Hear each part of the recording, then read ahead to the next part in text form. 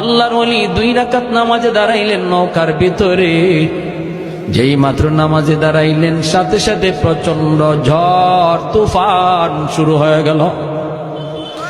এমন তুফান, এমন ঝড়, মুহূর্তের ভিতরে আকাশের রং চেঞ্জ। আল্লাহর ওলি এখনো নামাজের সালাম ফিরান নাই, এমন ঝড় নৌকা ডুবে যাবে। আর এটা এমন এক হাওর, সুনামগঞ্জের ভাটি এলাকার হাওর। এই হাওরে যদি নৌকা ডুবে, হুজুর তো মরবেন, মরছেন, কিন্তু ডাকাত একটাও বাঁচবে না।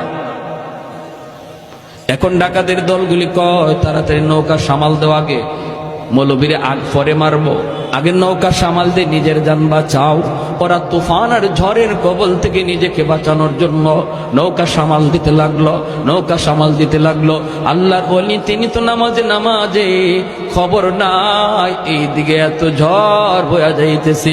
কারণ খাঁটি আল্লাহওয়ালারা যখন নামাজে দাঁড়ায় দুনিয়ার কোনো হোশ থাকে, কোনো খবর থাকে না, কোনো খবর থাকে না। ভাইরে, উনিও নামাজ শেষ করছেন আর নৌকাও যাইয়া দেখা গেল একটা ঘাটে লাগলো।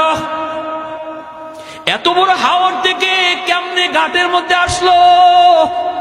ঘাটে লাগছে তো লাগছে, যে ঘাটে যায় লাগছে এটাও সুনামগঞ্জের থানার ঘাট, পুলিশ পাহারায় নিয়োজিত।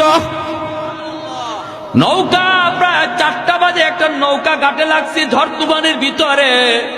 পুলিশ টর্চ মাইরা মাইরা দৌড়ে আসতেছে।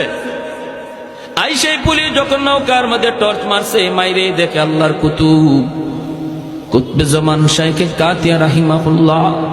যেই মাত্র হুজুরে দেখছে, এমনি পুলিশেরা দৌড় দিয়া গেল, হুজুর আপনি এত রাতে নৌকায় কেন, আর এরা কারা?